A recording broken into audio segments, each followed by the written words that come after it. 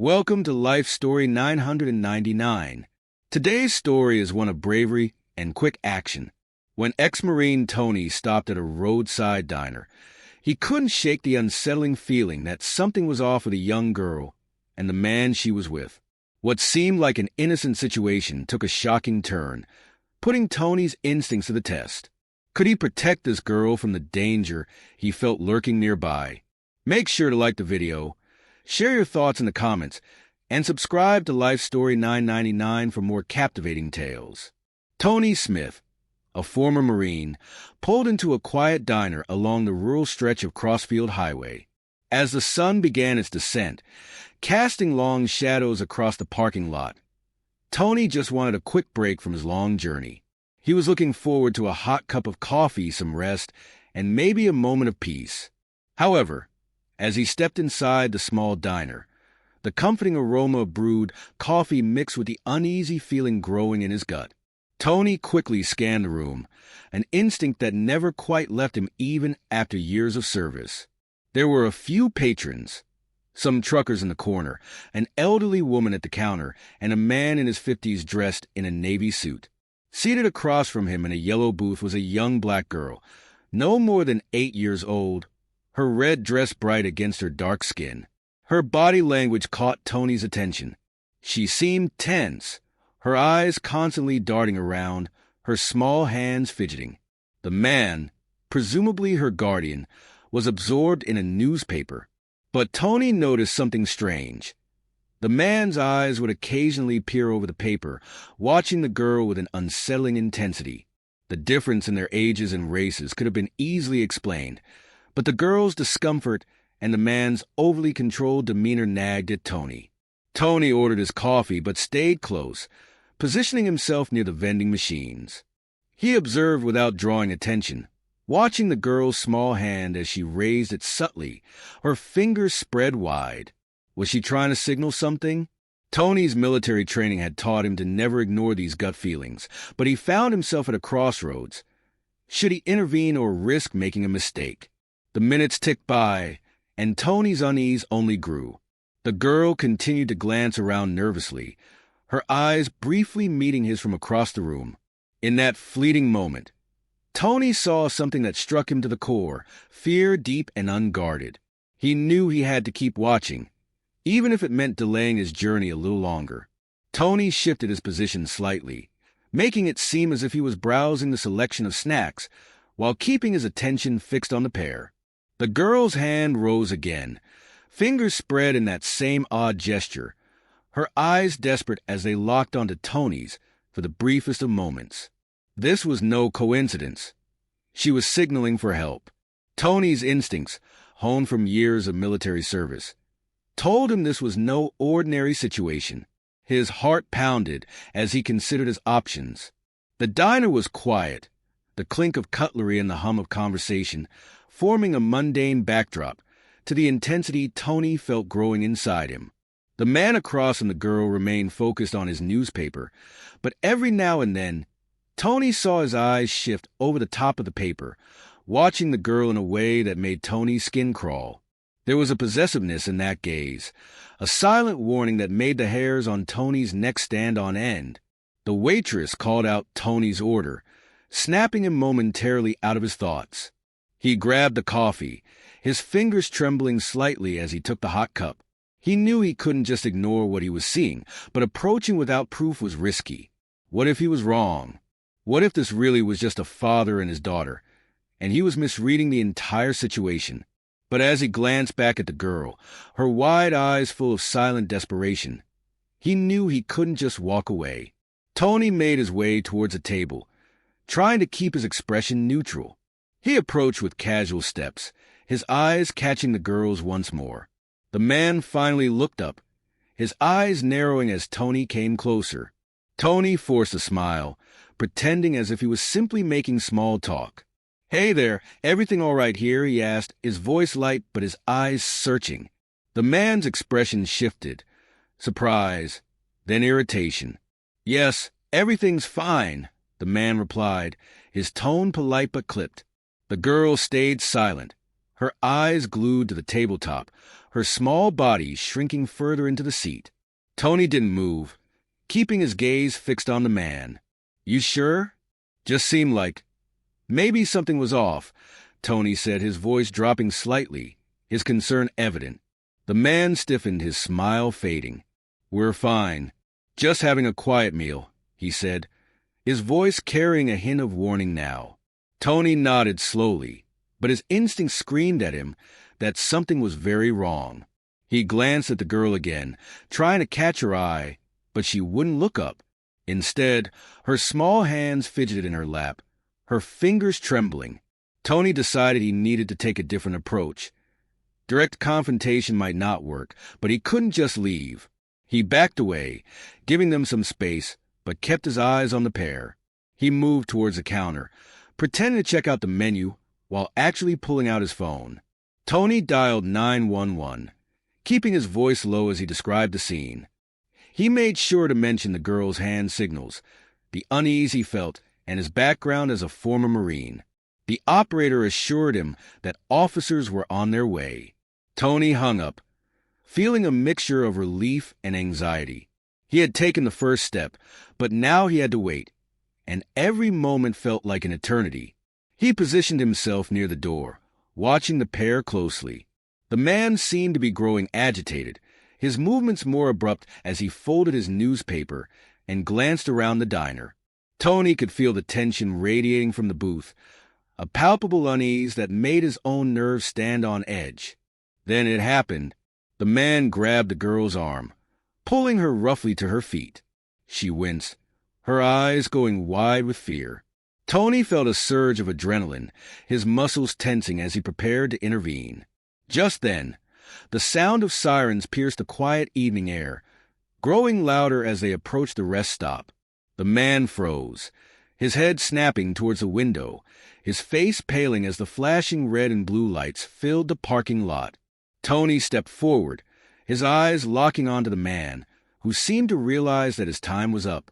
The door swung open, and two uniformed officers entered, their eyes scanning the diner before zeroing in on the scene at the booth.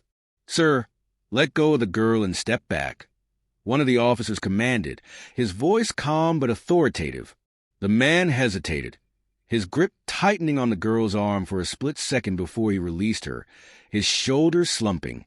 The girl immediately stepped back, her eyes darting towards Tony, a flicker of hope breaking through the fear. The officers moved in, one of them guiding the girl away, while the other placed a firm hand on the man's shoulder. Tony watched as the man was led away, his protest falling on deaf ears. The girl stood there, her small frame trembling, her eyes welling with tears as she looked around, lost and scared. Tony approached her slowly, crouching down to her level. "Hey, you're safe now," he said gently, his voice steady despite the adrenaline still coursing through him. The girl looked at him, her lips trembling before she whispered, "Thank you." Tony felt a lump form in his throat, and he nodded. "You're going to be okay," he assured her, his heart swelling with a mix of relief and emotion. He knew that whatever had brought them all to this point, he had made the right choice in trusting his instincts. And as the police officers led the girl towards safety, Tony felt a deep sense of peace knowing that, at least for today, he had made a difference. Tony watched as the girl repeated the same hand signal, this time with an unmistakable urgency. Her eyes met his, and for a fleeting moment, Tony saw something that froze him to his core, fear deep and raw. He knew he had to act. The man across from her was still focused on the newspaper, occasionally leaning in to speak to the girl in a tone that Tony could not hear, but that seemed to make her shrink even further into herself. Tony's heart pounded as he weighed his options. The scene in front of him seemed normal on the surface, but he couldn't shake the feeling that the girl was in danger. He decided to move closer, feigning interest in the vending machines. The girl looked at him again, her eyes widening slightly before she gave the same signal, this time more deliberate. That was the confirmation Tony needed. He approached the table, trying to keep his posture calm, and asked in a friendly tone, "Is everything okay here?" The man looked up, startled. his eyes narrowing for a second before a forced smile spread across his face. "Yes, of course," he replied, his voice dripping with an unnatural cheerfulness. The girl, however, stayed silent, her eyes darting nervously between Tony and the man. Tony bent down slightly, his gaze fixed on the girl. "Are you all right?" he asked softly, his tone filled with gentle concern. She hesitated, then gave a small, almost robotic nod. But Tony wasn't convinced. He knew the look of someone too scared to speak up. Tony took a step back, still observing the pair. He needed a plan and fast. Direct confrontation wasn't going to work, not without some proof or backup. He decided to move towards the counter again, pulling out his phone discreetly.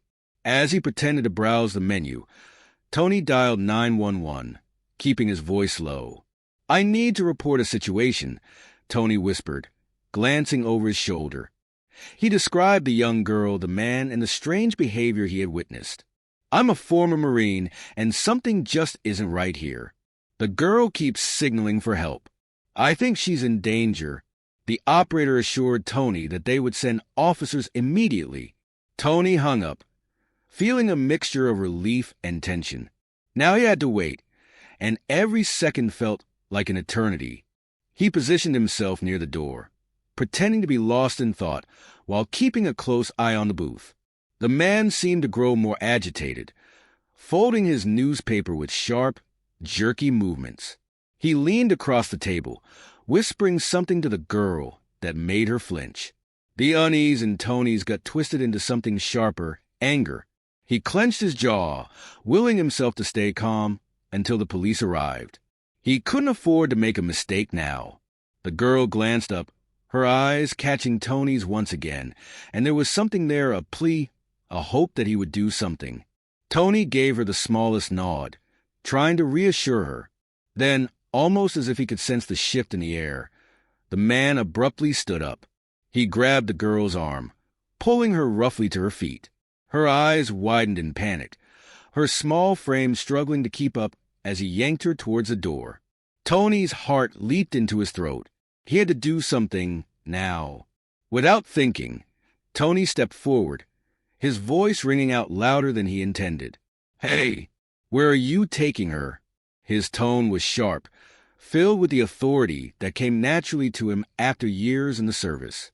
The man paused, turning to glare at Tony, his grip on the girl's arm tightening. "Mind your own business," the man snapped, his voice carrying an edge of menace. The girl looked at Tony, her eyes wide with fear, her free hand trembling as it reached up in that same signal once more. Fingers spread, palm outward. Tony's instincts kicked in. He couldn't let them leave. He took another step forward, positioning himself between the man and the door. "I'm afraid I can't do that," Tony said, his voice steady. "The girl doesn't look like she wants to go with you." The man's eyes narrowed, and for a moment, Tony could see the calculation behind them, the decision of whether to fight or flee. Just then, the sound of sirens filled the air. The flashing red and blue lights reflected off the diner's windows, and Tony felt a surge of relief. The man turned his head towards the window, his face paling as he realized what was happening. The girl took a step back, her eyes darting towards the door as the officers entered the diner. "Sir, let go of the girl," one of the officers commanded, their voices calm but leaving no room for argument. The man hesitated, his grip tightening for a split second before he let go, his shoulders slumping in defeat. The girl immediately stepped away, her eyes finding Tony's, tears welling up. The officers moved in, one guiding the girl to safety while the other confronted the man. Tony watched, his heart pounding, as they placed handcuffs on the man and led him towards the exit. The girl stood there, trembling, her small frame looking even smaller now that the danger had passed. Tony approached her slowly, crouching down so he was at eye level. "Hey," he said gently, his voice softened now, "you're safe. They can't hurt you anymore." The girl looked at him, her lips parting as she whispered, "Thank you." Tony swallowed hard, nodding. "You're going to be all right," he said, his voice thick with emotion. He watched as the female officer led her outside, towards the safety of the patrol car. The adrenaline began to ebb, leaving Tony feeling both exhausted and relieved. One of the officers approached Tony, nodding in acknowledgement. "Thank you for calling us," he said. "You might have saved her life." Tony just nodded, the weight of what had almost happened settling heavily on his shoulders. As he watched the police car drive away, the girl looking back at him through the window, Tony knew he had done the right thing. His instincts had been right, and because he had trusted them, a little girl was safe tonight. He took a deep breath, the tension slowly leaving his body, and he felt a deep sense of peace knowing that, at least today, he had made a difference in someone's life.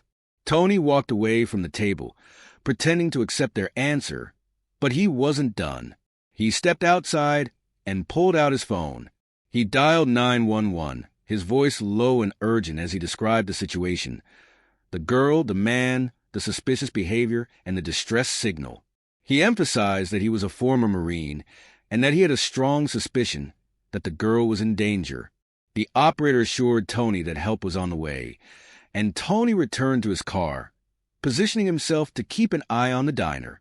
Moments later, he saw the man rise, roughly grabbing the girl's arm and pulling her to her feet. The girl's eyes widened in fear, and Tony knew he couldn't wait any longer. Tony's heart raced as he saw the man forcibly lead the girl towards the exit. He quickly got out of his car, the urgency of the situation propelling him forward. As he approached the diner's entrance, the sound of sirens filled the air, growing louder with each passing second. Tony felt a rush of relief as two police cars pulled into the rest stop, their lights flashing red and blue. He hurried inside, just a few steps behind the officers.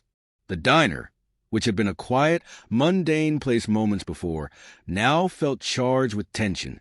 The man froze when he saw the officers approaching, his face draining of color. The girl, still held tightly by the arm, looked at Tony, her eyes wide with a mixture of fear and hope. Tony nodded at her, trying to convey that she was safe now. "Sir, let go of the girl and step back," one of the officers commanded, their voice calm, but leaving no room for disobedience. The man hesitated, his eyes darting around as if searching for an escape. Tony could see the man's jaw tighten, his grip on the girl's arm remaining for just a moment longer. But with the officers closing in, he finally released her, his hands raised slightly in a gesture of compliance.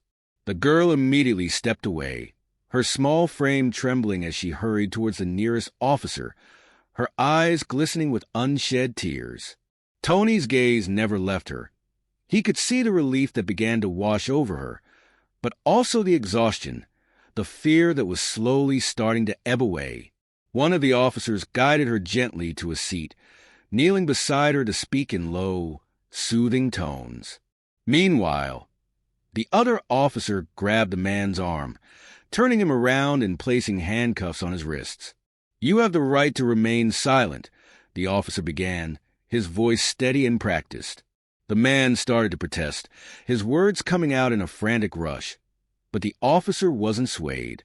Tony watched, his fists clenching and unclenching at his sides, as the man was led towards the exit, his protests falling on deaf ears. The girl, now sitting at one of the booths, looked small and vulnerable.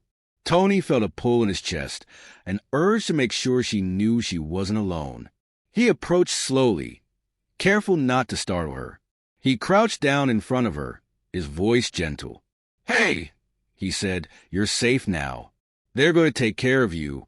The girl's eyes met his, and for a moment, Tony saw all the fear, confusion, and relief swirling within them. Her lips parted, and in a small, shaky voice she whispered, "Thank you." Tony swallowed, his throat tight, as he nodded. "You're going to be okay," he assured her, the words as much for himself as for her. Outside, the flashing lights of the police cars painted the parking lot in alternating hues of red and blue. Tony glanced out the window, seeing the man being placed into the back of a patrol car, his face a mask of anger and frustration. Tony's gaze hardened. Whatever the man's intentions had been, he wouldn't get another chance to hurt that little girl. One of the officers approached Tony, nodding in acknowledgement. "Thank you for your help," he said, his voice filled with genuine gratitude. "You might have saved her life tonight." Tony looked at the officer, his expression serious. "I just did what needed to be done," he replied, but inside, he felt the weight of what had happened settle over him. The officer handed Tony a card. "We'll need a statement from you," he said. "If you could come down to the station later, it would help us a lot." Tony nodded, slipping the card into his pocket. "Of course," he said. His eyes drifted back to the girl, who was now being escorted outside by a female officer, her small hand held gently in the officer's larger one. Tony followed them out, stopping at the entrance of the diner. He watched as the girl was helped into the back of a police car, her eyes still wide but no longer filled with the same level of terror. She looked back at Tony, their eyes meeting one last time before the door closed. Tony raised a hand, a silent promise that everything would be all right. As the police cars pulled away, the diner seemed to fall back into its usual quiet state. The adrenaline that had carried Tony through the last few minutes began to ebb, leaving him feeling drained. He took a deep breath, his eyes closing for a moment as he processed everything that had just happened. He had been right to trust his instincts, and because of that, a little girl was safe tonight. Tony walked back to his car, his movements slower now. He leaned against the hood for a moment, staring out at the darkened highway ahead. He knew there would be more questions, more details to sort out at the police station. But for now, he allowed himself a moment of quiet, a moment to let the relief wash over him. He knew that he had done the right thing, and that was enough. As he finally climbed into his car and started the engine, Tony felt a deep sense of peace settle over him. The road stretched out ahead, and though he still had miles to go, he felt lighter, as if a weight had been lifted from his shoulders. Tonight, he had made a difference, and that was all that mattered. With the man now in custody, the police officers turned their attention to the young girl. A female officer knelt down beside her, speaking softly, trying to comfort her. Tony watched from a distance, his heart still pounding from the adrenaline. He knew this wasn't over yet. There were still so many questions. Who was this man? Why was the girl with him? And where were her real parents? After what felt like an eternity, a man burst through the door, the girl's father. His face was a mixture of panic and relief as he spotted his daughter. "Anna," he called, his voice cracking with emotion. The girl looked up, her face breaking into tears as she ran to her father's arms. The reunion was emotional, and Tony felt his own eyes welling up as he watched them embrace. The officers began questioning the father, who explained that the man had no legal right to take his daughter. The father had been awarded full custody months ago after a bitter divorce. The man, her estranged stepfather, had taken her from school without permission. Tony felt a chill run down his spine as he realized just how close this girl had come to being taken away forever. The father held his daughter tightly, whispering words of comfort as tears streamed down her cheeks.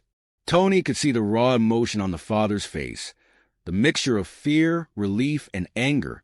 It was clear that he had been through hell since his daughter had gone missing, and now that she was back in his arms, he wasn't about to let her go again. One of the officers pulled the father aside, speaking with him in low tones as they gathered more details about what had happened. Tony watched as the father nodded, his expression darkening as he recounted the events leading up to his daughter's abduction. The officer listened intently, taking notes, while another officer stayed close to Anna, offering her comfort and trying to keep her calm. Tony felt a wave of exhaustion hit him as the adrenaline began to wear off. He took a deep breath, running a hand through his hair. He knew his part in this wasn't over yet. He would need to give a statement, provide whatever information he could to help ensure that the man who had taken Anna would face justice. But for now, he was content to watch from the sidelines, knowing that the girl was safe and back where she belonged. After a few minutes, one of the officers approached Tony. "Mr. Smith," he said, his tone respectful. Tony looked up, nodding. "We'd like to get a statement from you, if you're up for it." Tony nodded again, straightening. "Of course," he said, his voice steady despite the exhaustion he felt. He followed the officer to a quieter corner of the diner, where they could talk without interruption. As Tony recounted everything that had happened, from the moment he first noticed the girl's distress to the confrontation with the man and the arrival of the police, he couldn't help but feel a deep sense of satisfaction. He had trusted his instincts, and because of that, a little girl was safe tonight. He knew that there were still challenges ahead for Anna and her father, but at least they were together, and that was what mattered most. The officer finished taking notes, nodding as Tony concluded his statement. "Thank you, Mr. Smith," he said. "Your quick thinking made all the difference tonight." Tony gave a small, tired smile. "I'm just glad she's okay," he replied. The officer patted him on the shoulder before heading back to join his colleagues. Tony watched as the father and daughter were escorted out of the diner, surrounded by police officers. The father's arm was wrapped protectively around his daughter, and Tony could hear him speaking softly to her, reassuring her that everything would be all right. Anna looked up at her father, her eyes still red from crying, but there was a glimmer of hope there now, a sense that maybe, just maybe, things would be okay. As they reached the door, the father turned back, his eyes meeting Tony's. For a moment, they simply looked at each other, an unspoken understanding passing between them. Then the father gave a nod, a gesture of gratitude that said more than words ever could. Tony nodded in return, his heart swelling with emotion as he watched them leave. The diner slowly began to return to normal, the few patrons who had witnessed the scene settling back into their seats, murmuring quietly amongst themselves. Tony remained where he was, taking a moment to collect himself before he finally stood up. He felt a sense of closure, knowing that he had done everything he could to help. It wasn't every day that someone found themselves in a position to truly make a difference, and Tony was grateful that he had been there when it mattered most. As he stepped outside, the cool night air hit him, and Tony took a deep breath, letting it fill his lungs. The flashing lights of the police cars were beginning to fade into the distance, and the rest stop was once again quiet, the only sound the hum of the highway in the background. Tony walked slowly back to his car, his body heavy with exhaustion but his mind at ease. He knew that this night would stay with him for a long time. The fear in the girl's eyes, the determination in her father's voice, the relief that had washed over him when the police had arrived. It was a reminder of the importance of trusting one's instincts, of stepping up when someone needed help. Tony had faced many challenges in his life, but this was different. This was about protecting the innocent, about standing up for what was right, even when it wasn't easy. As Tony got into his car and started the engine, he took one last look at the diner. The lights inside were still on, casting a warm glow onto the parking lot. He knew that, in the grand scheme of things, this was just one small moment, one act of courage in a world that often seemed full of darkness. But to Anna and her father, it was everything, and to Tony, that was enough.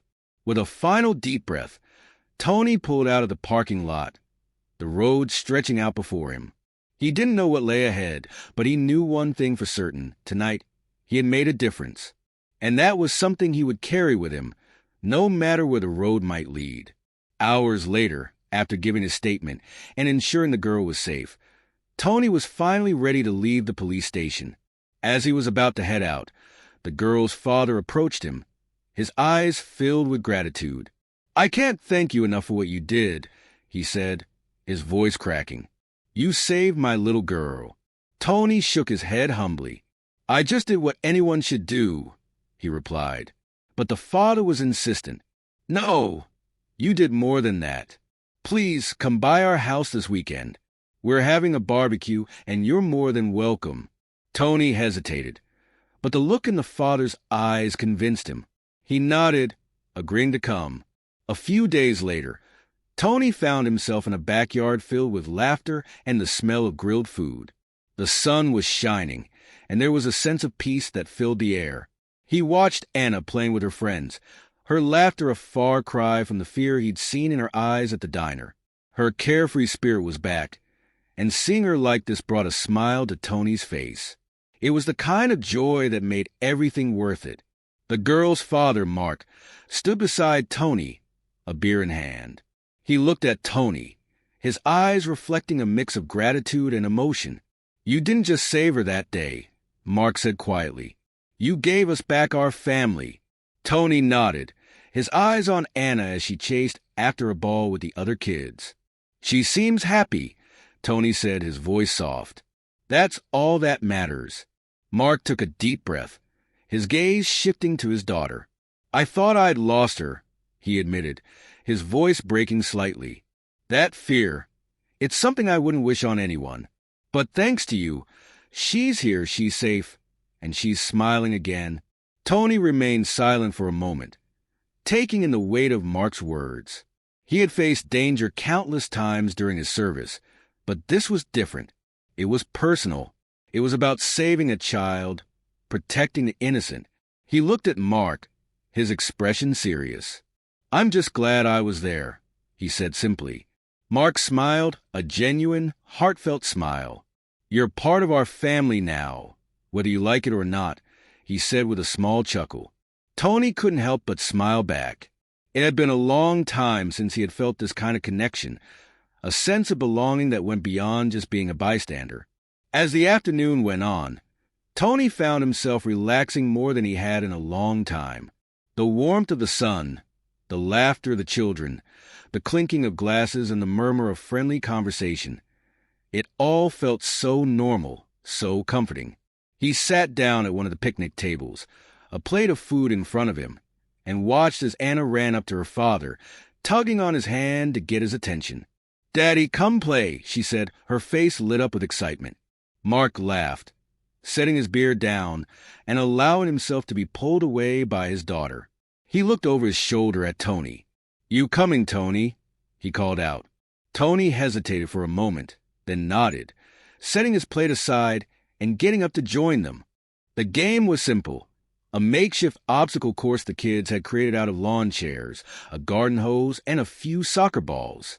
Tony found himself running, laughing, and playing alongside Anna and her friends, his heart feeling lighter than it had in years. He couldn't remember the last time he'd allowed himself to just let go and have fun like this.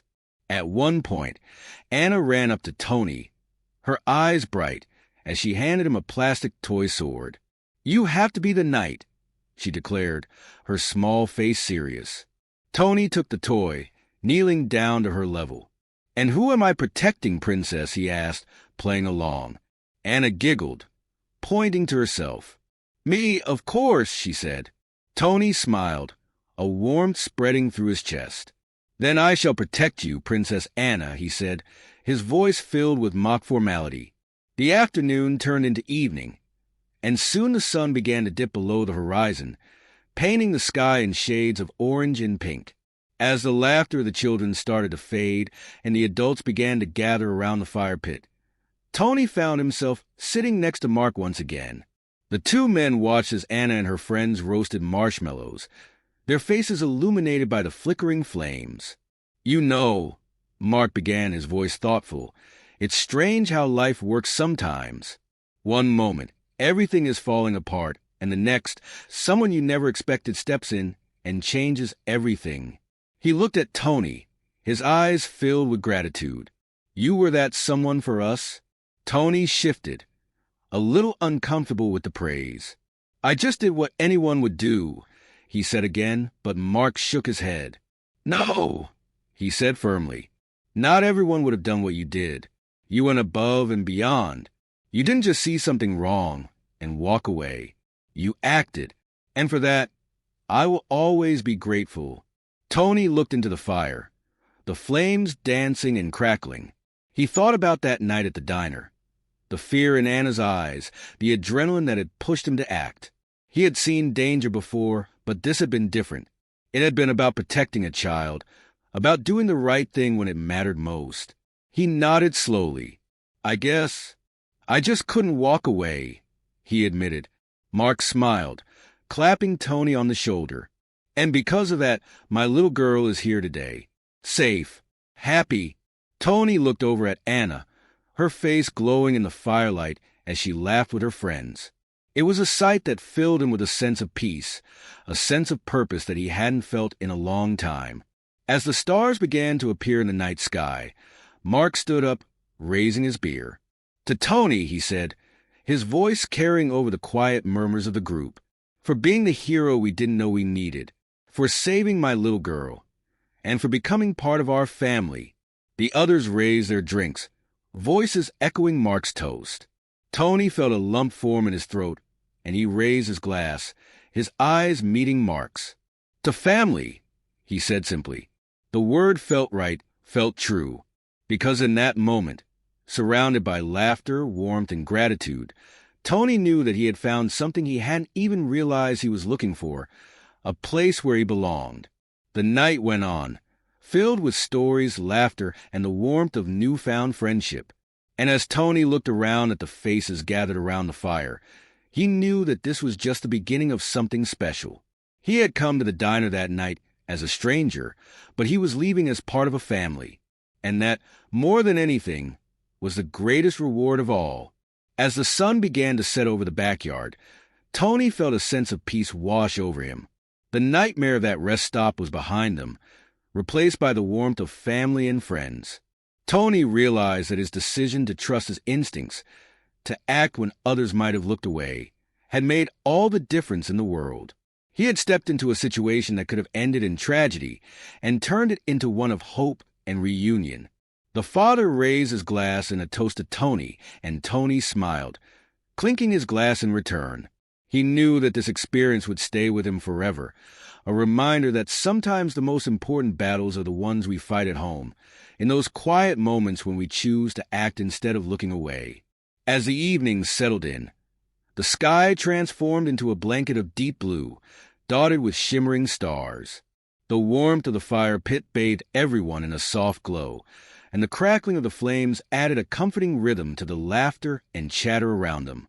Tony found himself lost in the simple beauty of it all, the warmth, the camaraderie, the feeling of belonging that had taken root in his heart. Mark, the father, looked over at Tony with a thoughtful expression.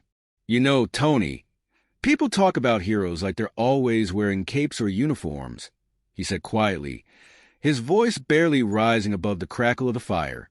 "But a real hero is someone who steps up when it matters most, without expecting anything in return. That's you." Tony shifted, feeling a mix of humility and pride at Mark's words. He had spent years in the Marines, trained to act in situations where most would hesitate. But this was different. It wasn't a mission. It wasn't combat. It was a moment where his humanity, his instincts, had been the driving force. He looked over at Mark, meeting his gaze. "I think anyone in my shoes would have done the same," Tony replied, his voice sincere.